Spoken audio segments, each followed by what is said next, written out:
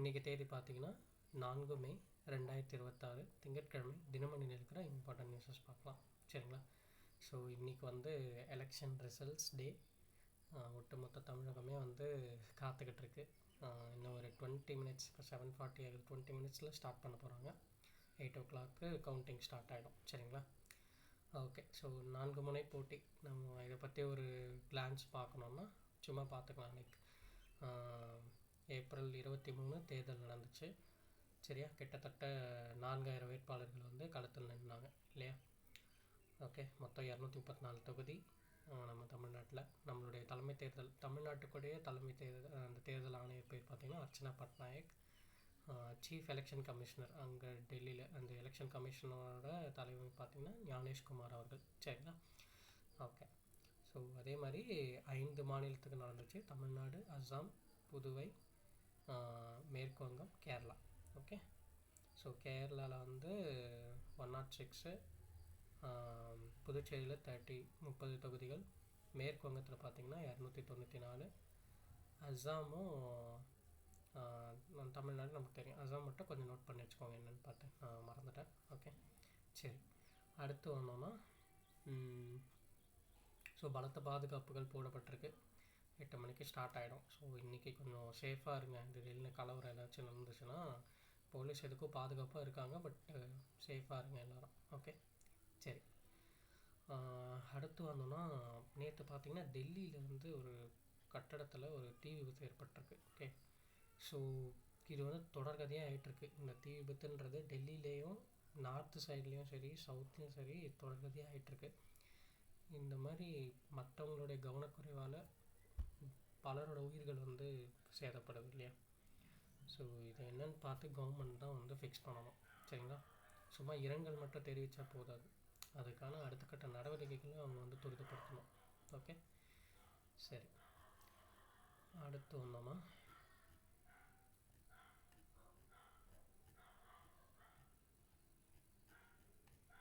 So இன்றைக்கி எடிட்டோரியல்லையும் பெருசாக newses இல்லை. ஒரு ஜபல்பூர் சம்பவத்தை பற்றி தான் இன்றைக்கி கொடுத்துருக்காங்க. மத்திய பிரதேசத்தில் ரீசெண்டாக ஒரு படகு விபத்து ஏற்பட்டுருச்சு, இல்லையா? அதில் கிட்டத்தட்ட ஒரு 13 பேர் வந்து இறந்து போயிட்டாங்க. ஸோ அதை பற்றி தான் ஒரு எச்சரிக்கை மாதிரி ஒரு எடிட்டோரியல் இருந்துச்சு. ஓகே, அதனால் அதை நம்ம ஸ்கிப் பண்ணிக்கலாம். அது ஒரு இம்பார்ட்டண்ட் இல்லை, பட் நம்ம சேஃப்டி மெஷர்ஸ் பற்றி கேட்டாங்கன்னா எழுதணும். ஓகே, குரூப் 2ல். சரி. அடுத்து வந்தோன்னா கார்ட்டூன் சேம் கொஷின் மார்க் போட்டிருக்காங்க, யாருக்கு அந்த சேர்ன்னு சொல்லிட்டு. ஓகே. இங்கே ஒரு நியூஸ் இருந்துச்சு ஆக்சுவலாக. என்னென்னா வந்து உலக பத்திரிகை சுதந்திர பட்டியலில் இந்தியாவோட ரேங்க் என்ன அப்படின்றத மட்டும் நம்ம நோட் பண்ணிக்கிறோம், சரியா? ஸோ இந்தியாவோட ரேங்க் பார்த்திங்கன்னா இப்போது 157, சரியா? ஸோ உலக பத்திரிகை சுதந்திர பட்டியல், அதாவது ஃப்ரீடம் ஃப்ரீடம் ஆஃப் ஜேர்னலிசம்னு சொல்லுவாங்க. ஸோ அந்த ரிப்போர்ட்டில், அந்த ரேங்கிங்கில் பார்த்திங்கன்னா ஒரு நாடு எந்தெந்த இடத்துல இருக்குது அப்படின்றத கொடுப்பாங்க. ஸோ அதில் இந்தியா வந்து 157th பிளேஸில் இருக்குது. ஸோ அந்தளவுக்கு வந்து பத்திரிகை சுதந்திரம் நம்ம நாட்டில் இல்லாமல் போயிருக்கு, இல்லையா? ஓகே. சுதந்திரமாக யாரும் பத்திரிகை நடத்த மாட்டாங்க அப்படின்ற அந்த ஒரு இதில் பார்த்திங்கன்னா 157வது இடத்துக்கு தள்ளப்பட்டிருக்கு இப்போ. ஓகே, சரி. ஓகே, இங்கே ஒரு மிகப்பெரிய இம்பார்ட்டன்ட் நியூஸ், ரொம்ப இம்பார்ட்டன்ட், ஜஸ்ட் எல்லோரும் நோட் பண்ணிக்கோங்க, சரியா? என்னென்னா, இந்திய புத்தாக்க நிறுவனம் உருவாக்கிய உலகின் முதல் ஆப்டோசார் செயற்கைக்கோள் விண்ணில் வெற்றிகரமாக நிலைநிறுத்தம். ஓகே. ஸோ ஃபஸ்ட்டு என்ன ஸ்கீமு, என்ன சேட்டிலைட்டு, எதுக்காக அப்படின்றத நம்ம நோட் பண்ணிக்கலாம், சரியா? ஓகே. ஸோ எங்கள் பிளேஸ் பார்த்திங்கன்னா கர்நாடகா மாநிலம் பெங்களூரை சேர்ந்த கேலக்ஸை எனும் புத்தாக்க நிறுவனத்தால் ஒரு ஸ்டார்ட் அப், சரியா, உருவாக்கப்பட்ட திருஷ்டி செயற்கைக்கோள் அமெரிக்காவின் கலிஃபோர்னியாவில் இருந்து ஸ்பேஸ்எக்ஸ் நிறுவனத்தின் ஃபால்கன் 9 ராக்கெட் மூலம் ஞாயிற்றுக்கிழமை விண்ணில் வெற்றிகரமாக ஏவப்பட்டது அப்படின்னு கொடுத்துருக்காங்க. ஸோ திருஷ்டி அப்படின்ற ஒரு செயற்கைக்கோள், சரியா, எந்த ஸ்டார்ட் அப் கம்பெனி உருவாக்கியிருக்காங்கன்னா கேலக்ஸை. ஓகே, கேலக்ஸை, சரியா? அந்த நிறுவனம் எங்கே இருக்குன்னா பெங்களூரில் இருக்குது. ஓகே. இந்த செயற்கைக்கோள் எங்கேருந்து ஏவப்பட்டது அப்படின்னு பார்த்தீங்கன்னா அமெரிக்காவில் இருக்கிற கலிஃபோர்னியாவில் இருக்கிற ஸ்பேஸ்எக்ஸ் நிறுவனத்தின் ஃபால்கன் 9 ராக்கெட் மூலமாக ஏவப்பட்டிருக்கு இந்த ஆப்டோசார்ன்ற ஒரு சேட்டலைட், திருஷ்டி ஆப்டோசார், சரியா, அது பேர். ஸோ இது என்ன சார், இது வந்து என்ன என்ன ஸ்கீம் அப்படின்னு பார்த்தீங்கன்னா, திருஷ்டினா என்ன அப்படின்னா, மிஷன் திருஷ்டின்றது ஒன்றும் இல்லை, 2030க்குள்ளே 10 செயற்கைக்கோள்களை உள்ளடக்கிய ஒரு தொகுப்பாக விரிவுபடுத்தி இந்தியாவுக்கென வலுவான தற்சார்புடைய புவி கண்காணிப்பு, ஒன்றில் எர்த் அப்சர்வேஷன் சேட்டலைட், அந்த ஒரு இன்ஃப்ராஸ்ட்ரக்சரை டெவலப் பண்ணுறதுக்காக இந்த ஒரு மிஷன். சரியா, யூஎஸ்னு சொல்லுவாங்க, ஓகே, எர்த் அப்சர்வேட்டரி சேட்டலைட்னு சொல்லுவாங்க. ஸோ அது என்ன பண்ணுன்னா, எர்த்தை full and full surveillance, like ஒரு இராணுவத்துக்காகவும் சரி, ஒரு கவர்மெண்ட்காகவும் சரி, ஒரு ஓகேவா. ஸோ அதுக்காக வந்து எர்த் அப்சர்வேட்டரி சேட்டலைட்டை ரெடி பண்ணி ஒரு 10 செயற்கைக்கோள்களை உள்ளடக்கி ஒரு தொகுப்பாக ரெடி பண்ணி நம்ம வந்து விண்ணில் வந்து ஏவணும், அதுவும் 2030க்குள்ளே. ஓகேவா, அதான் இந்த மிஷனோட டார்கெட். சரியா.